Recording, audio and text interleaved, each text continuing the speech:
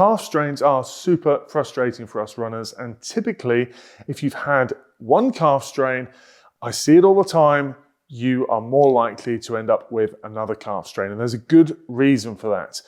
The biggest thing is that us as runners, we give it the rest we need, we do the exercises the physio gives us, but we really base our return to running on symptoms, okay? The pain is gone, great, I feel good, I'll be a good boy, be a good girl, I'm going to ease back into my running, but you know what, I'm pain-free, I can just crack on. That's the mindset.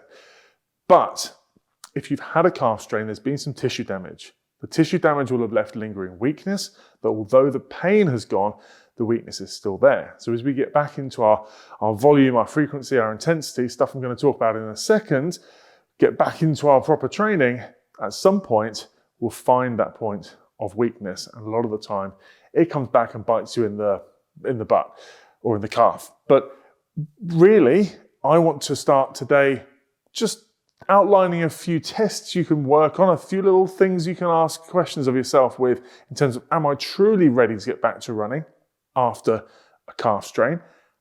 If yes, what that return to running needs to look like. And of course, off the back of that, just a really simple little exercise that makes such a difference. I'll come to that in a second. So first things first, once you've had a calf strain, for goodness sake, don't make the biggest mistake so many runners make. And that's that they feel that, yeah, okay, I know that I've done some damage here and it feels like there's a little bit of tightening going on.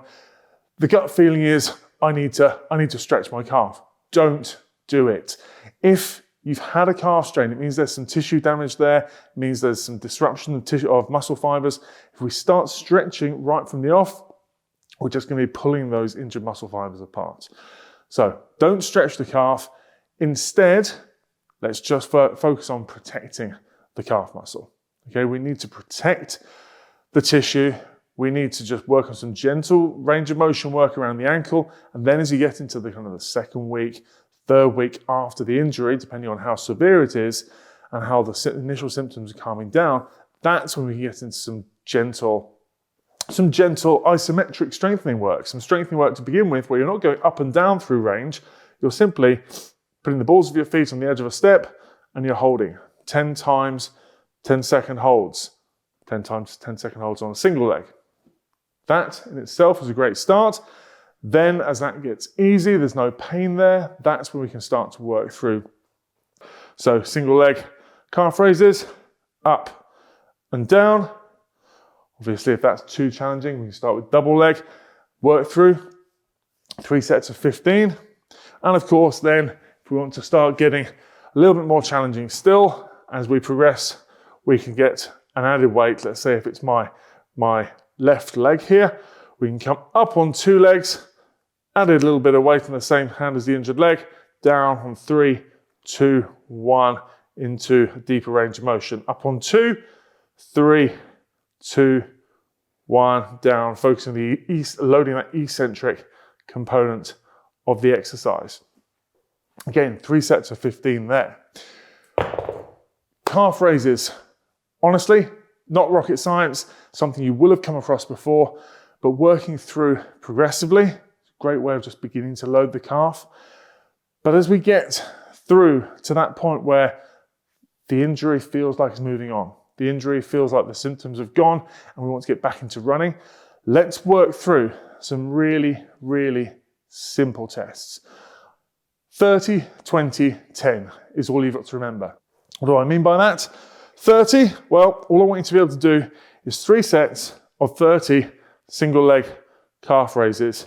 Not off a step, you're just standing, use a wall for balance, and we go up and down. You should be able to work through full range of motion all the way up, down, controlled to a flat foot. If you can do it so that you're able to do 30 with the same ease as you can on the left as you can on the right, or the injured side as the uninjured side, 3 times over, it's a great sign that you're going to be ready to get back into things. The 20 aspect is just go for a 20-minute brisk walk.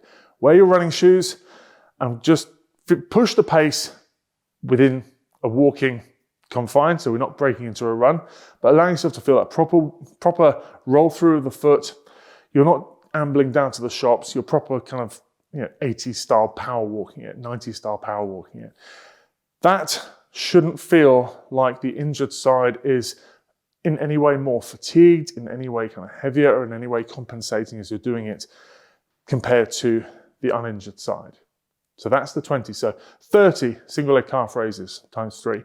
20-minute brisk walk, and then the 10 is very simply on the injured leg. I want you to be able to do 10 simple little single leg hops with no apprehension, no feeling of lack of power, no feeling obviously of pain or anything like that, in comparison to doing the same on the other side. 30, 20, 10. If you can do that with no issues, I'm happy to get you onto a return to running program. A good example of a return to running program, I'll actually link down in the description. It's free, you can download it. It'll take you very methodically through a run walk process from the initial run for a minute, walk for a minute, times 10, and that's your first session, through across the course of a number of weeks to a point where you're just going for a 40-minute easy non-stop run. Okay, that's very straightforward. But that program is all easy pace. The focus on that program is building volume.